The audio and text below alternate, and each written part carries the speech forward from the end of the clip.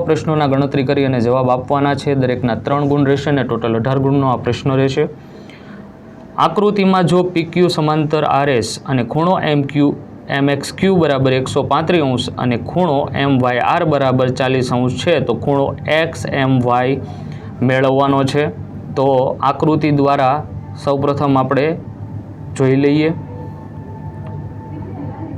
ખૂણો XMY આપણે મેળવવાનો છે। તો અહીં આપણે એમમાંથી પસાર થતી અને રેખા PQ ને સમાંતર એક રેખા AB દોરીએ। હવે AB સમાંતર PQ અને PQ સમાંતર RS છે તો AB સમાંતર RS થશે। હવે ખૂણો QXM પ્લસ ખૂણો XMB બરાબર 180।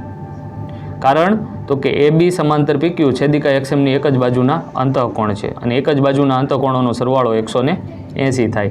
પરંતુ ખૂણો QXM બરાબર 135 આપેલો છે તો 135 મૂકીશું અને વત્તા ખૂણો XMB બરાબર 180। 135 બરાબરની આ સાઈડ જશે માઇનસ થશે તો ખૂણો XMB આપણને મળશે 45। પરિણામ નંબર 1। હવે ખૂણો BMY ઇઝ ઇક્વલ ટુ ખૂણો MYR। અહીંયા AB સમાંતર RS યુગ્મકોણની જોડ છે તેથી ખૂણો BMY પણ 40 થશે। પરિણામ 2 સરવાળો 1 અને પરિણામ 2 નો કરતા ખૂણો XMB વત્તા ખૂણો BMY બરાબર 45 પ્લસ 40 ઇઝ ઇક્વલ ટુ આપણને ખૂણો મળશે 85। જો મિત્રો હજી સુધી તમે ચેનલને સબસ્ક્રાઇબ ના કરી હોય તો સૌપ્રથમ ચેનલને સબસ્ક્રાઇબ કરી બેલ આઇકન પર ક્લિક કરો જેથી કરી નવા વિડીયો અપલોડ થાય તો તરત જ તમને નોટિફિકેશન મળી જાય અને આ વિડીયોના આધારે તમે તમારા જે ડાઉટ છે એને ક્લિયર કરી શકો છો। આકૃતિમાં OP, OQ, OR અને OS 4 કિરણ છે તો સાબિત કરો કે ખૂણો POQ પ્લસ ખૂણો QOR પ્લસ ખૂણો SOR પ્લસ ખૂણો POS ઇઝ ઇક્વલ ટુ 360। તો આકૃતિમાં તમારે કોઈ પણ એક કિરણ દ્વારા OP, OQ, OR અને અથવા OSના પાછળના બિંદુ તરફ કિરણ દોરવું જરૂરી છે। ચાલો આપણે OQ ને પાછળના બિંદુ T તરફ લંબાવીએ તો TOQ રેખા એટલે કે નવી આકૃતિને તમે ક્લિયર કટ જોઈ શકો છો અને એના આધારે આપણે કમ્પ્લીટલી અહીંયા સાબિતી આપેલી છે।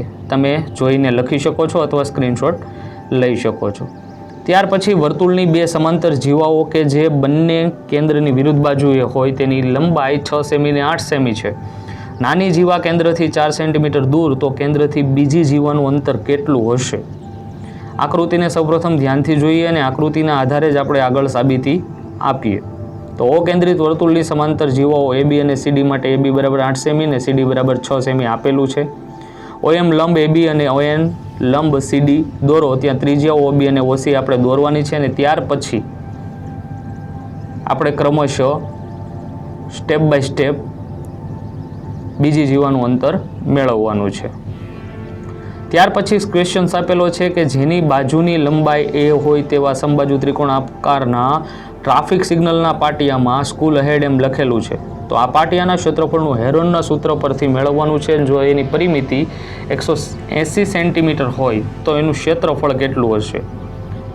તો સૌપ્રથમ આપણે અર્ધ પરિમિતિનું સૂત્ર લગાવશું અને ત્યાર પછી ત્રિકોણ ABCના ક્ષેત્રફળ માટેનું સૂત્ર લગાવીશું તો આપણને ઇઝીલી બંને જવાબ મળી જશે। ત્યાર પછીનો ક્વેશ્ચન છે કે નીચેના પ્રશ્નોનું સાદું રૂપ આપો। તો અહીંયા 3 પેટા પ્રશ્નો આપેલા છે અને દરેકના સાદું રૂપ આપણે અહીંયા આપેલા છે જે તમે સ્ક્રીન પર જોઈ શકો છો, જોઈને લખી શકો છો, સ્ક્રીનશોટ લઈ શકો છો। વિડીયો પસંદ આવે તો વધુમાં વધુ લોકો સુધી શેર કરવાનું ભૂલતા નહીં। કાંઈ ડાઉટ્સ હોય તો કોમેન્ટ કરો। ત્યાર પછીનો ક્વેશ્ચન છે જેની ત્રિજ્યા R અને વક્ર સપાટીનું ક્ષેત્રફળ S હોય તેવા 27 લોખંડના ગોળાને તેમાંથી વક્ર સપાટીનું ક્ષેત્રફળ S હોય તેવા એક લોખંડનો ગોળો બનાવવામાં આવે છે તો નવા ગોળાની ત્રિજ્યા R અને S નો ગુણોત્તર આપણે શોધવાનો છે। તો પહેલા માટે આપણે નવા ગોળાની ત્રિજ્યા મેળવી છે અને ત્યાર પછી બંને વચ્ચેનો ગુણોત્તર જે XM 9 થશે। ત્યાર પછી ક્વેશ્ચન્સ આપેલો છે એક ત્રિકોણાકાર જમીનના ટુકડાની બાજુઓની લંબાઈ 3:5:7ના પ્રમાણમાં છે અને તેની પરિમિતિ 300 મીટર છે તો એનું ક્ષેત્રફળ આપણે મેળવવાનું છે। સૂત્ર સૌપ્રથમ અર્ધ પરિમિતિનું લાગશે અને ત્યાર પછી ક્ષેત્રફળનું લગાવીશું। ત્યાર પછી 1.272728 up to is equal to 1.2712 ને P પૂર્ણાંક હોય Q શૂન્યેતર પૂર્ણાંક હોય તો PQ માટે P P/Q સ્વરૂપમાં દર્શાવવાનું છે. અને આ આપણો મોસ્ટ આઈએમપી સવાલ જે છે ખાસ કે √9.3 ને સંખ્યા રેખા પર આપણે દર્શાવવાનું છે. આ ટાઈપની જે રચના છે તો એમના મુદ્દા વ્યવસ્થિત રીતે તમે સ્ક્રીન પર જોઈ શકો છો. ખૂબ જ ઝડપથી ફરી પાછા મળીશું નવા વિડીયોમાં. ત્યાં સુધી વેઇટ કરો, કોમેન્ટ કરો, લાઇક કરો, શેર કરો, સબસ્ક્રાઈબ કરો. Thank you.